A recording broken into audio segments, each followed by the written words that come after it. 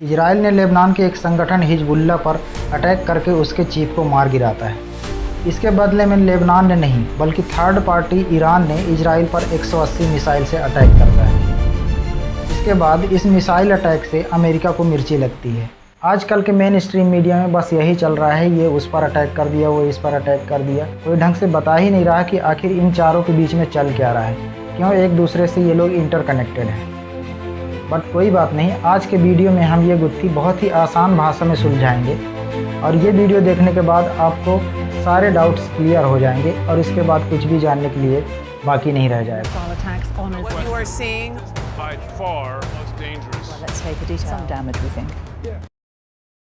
कहानी की शुरुआत होती है 1978 से। एक फ़िलिस्तीनी संगठन PLO के मेंबर्स समुद्र के रास्ते लेबनान से होकर इजराइल में दाखिल हो जाते हैं और जाकर ये लोग एक बस को हाईजैक कर लेते हैं। इस बस हाईजैक के दौरान 34 इजरायली नागरिक मारे जाते हैं। इजराइल इस बस हाईजैक का जिम्मेदार लेबनान को मानता है, क्योंकि हाईजैकर्स तो लेबनान के रास्ते से ही इजराइल में दाखिल हुए थे। लेकिन लेबनान दावा करता है कि उसका इस हाईजैक से कोई लेना देना नहीं है। लेकिन इजराइल इस बात को मानता नहीं है और बदला लेने के लिए पहली बार लेबनान में अपनी सेना भेजता है।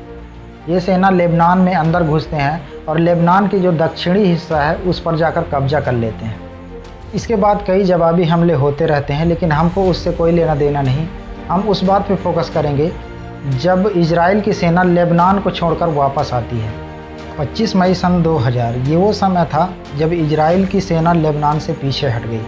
और इसमें पीछे हटने के पीछे हिजबुल्लाह का बहुत बड़ा हाथ था, क्योंकि हिजबुल्लाह के जो लड़ाके थे वो इजराइल की सेना पर गोरिल्ला वार किया करते थे।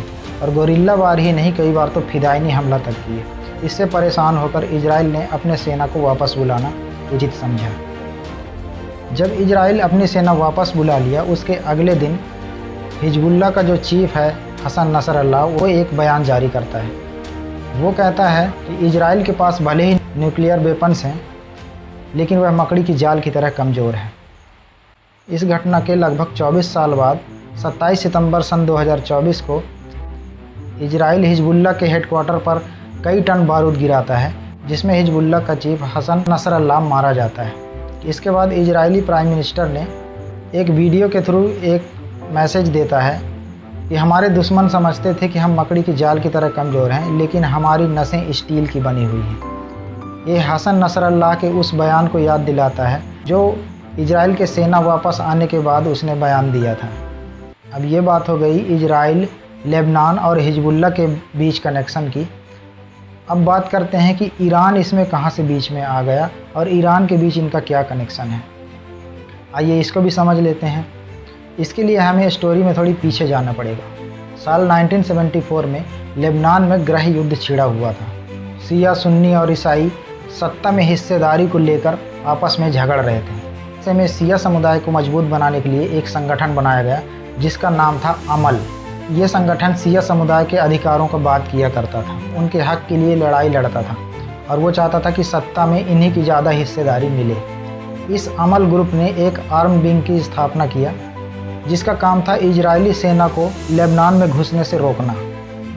उसी समय 15 साल के हसन नसरल्लाह, जो अभी अभी हमले में मारा गया है, अमल को ज्वाइन कर लेता है। ज्वाइन तो कर लेता है, लेकिन हसन नसरल्लाह को अभी और पढ़ने की इच्छा थी और इसके लिए वो इराक जाता है और इराक में एक मदरसा में एडमिशन ले लेता है। यहाँ उसकी मुलाकात लेबनानी स्कॉलर सैयद अब्बास मुसावी से होती है। इस नाम को याद रखिए, आगे ये काम आने वाला है। जिस समय नसरल्लाह इराक के मदरसा में पढ़ाई कर रहा था, उस समय इराक में सद्दाम हुसैन का शासन था। अभी नसरल्लाह को आए हुए 2 साल ही हुए थे कि सद्दाम हुसैन एक ऑर्डर जारी कर देता है कि जितने भी शिया स्टूडेंट हैं वो सभी इराक के मदरसों को छोड़ दें। 1978 तक इराक में शिया सुन्नी के बीच कॉन्फ्लिक्ट बढ़ता गया और इसको देखते हुए नसरल्लाह और मुसावी इराक को छोड़कर वापस लेबनान आ गए। और लेबनान में तो पहले से ही गृह युद्ध चल रहा था, जिसमें अब नसरल्लाह भी शामिल हो जाता है। नसरल्लाह अमल संगठन तो पहले ही ज्वाइन कर चुका था, तो अब अमल संगठन की तरफ से वो इजराइल के खिलाफ लड़ाई करना शुरू कर देता है। यहाँ तक तो सब ठीक चल रहा था, लेकिन अब धीरे धीरे नसरल्लाह और अमल ग्रुप के बीच मतभेद होने लगा था।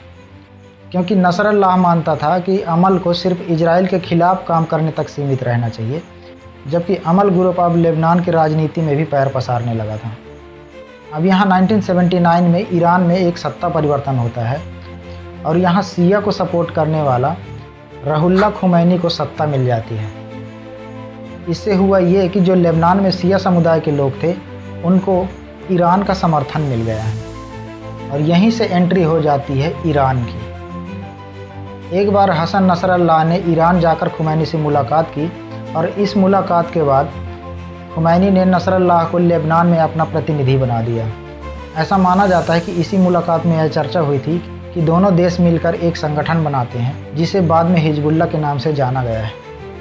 ऐसा इसलिए मानते हैं क्योंकि मुलाकात के बाद जब नसरल्लाह वापस लेबनान आता है तो वह मुसावी के साथ मिलकर हिजबुल्लाह संगठन का गठन करता है और इसे गठन के बाद ईरान तुरंत अपना समर्थन भी दे देता है और सिर्फ समर्थन ही नहीं देता है बल्कि 1500 सैनिक भी दे देता है।